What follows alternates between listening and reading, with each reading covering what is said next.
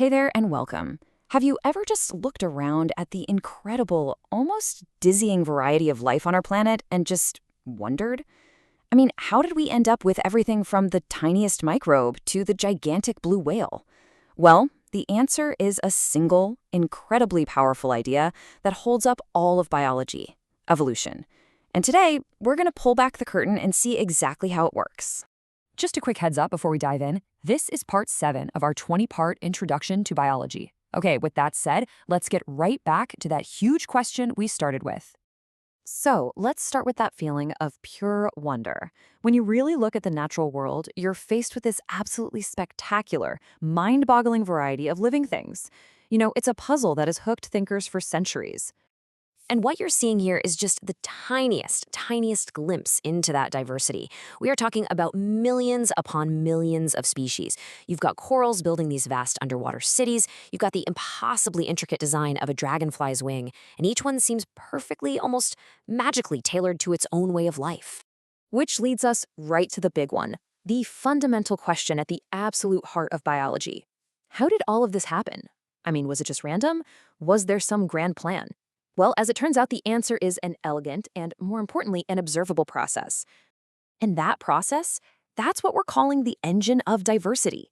It isn't magic, it's a totally logical 5-step process that, if you give it enough time, can produce all the life we see today. So, come on, let's break it down step by step. Okay, step 1. It all starts with a simple fact. No two individuals are ever exactly alike. I mean, just look around you, or think about a litter of puppies, right? Even inside the same species, there's a huge range of tiny differences. This variation, this is the raw material. It's the starting point for everything else. And this is crucial. These differences aren't just random flukes. They are inherited. These traits get passed down from one generation to the next through genes. That's heredity, and it's what lets those variations stick around through time. Now, this is where the environment steps onto the stage. See, the world is a challenging place, right? Resources are limited, and some of those inherited traits are going to give an individual a little bit of an edge, an advantage in surviving, finding food, or having kids. This is the heart of it all, natural selection. So what's the result of all that? Well, it's pretty straightforward. The individuals with those helpful, advantageous traits, they're just more likely to survive and pass those traits along to their own offspring. So over many generations, those successful traits become more and more common in the whole population. The group itself as a whole starts to change. Now, here's the kicker. Zoom out. Imagine that process of slow, gradual change happening not for just a few generations, but for thousands or even millions of years.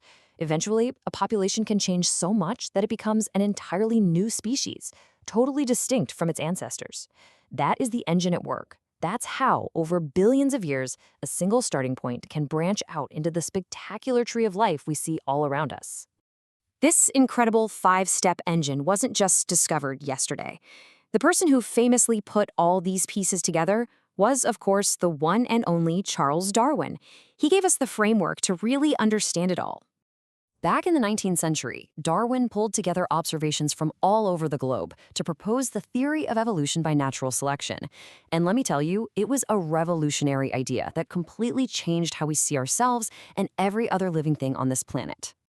He summed it all up in this brilliantly simple phrase: descent with modification.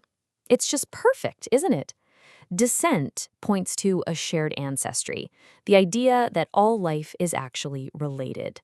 And modification, well, that captures that process of slow, gradual change over these immense spans of time. Now, it's really critical to understand this. This isn't just a theory in the everyday sense, like, oh, I have a theory about who took the last cookie.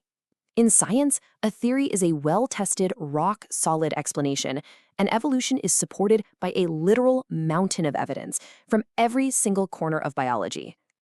And this evidence, it comes from everywhere. You've got the fossil record, which shows a clear history of life changing over time, literally written in stone. You've got genetics, which lets us read the family tree of life in DNA itself, showing how closely related a human is to a chimp, or heck, even to a banana. And we can even see it happen directly, watching bacteria evolve resistance to our drugs right before our very eyes. Every single field points to the same conclusion.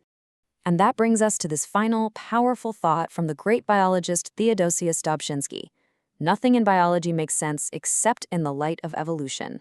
It's the central, unifying idea that connects everything, from our own DNA to the vast ecosystems of the planet.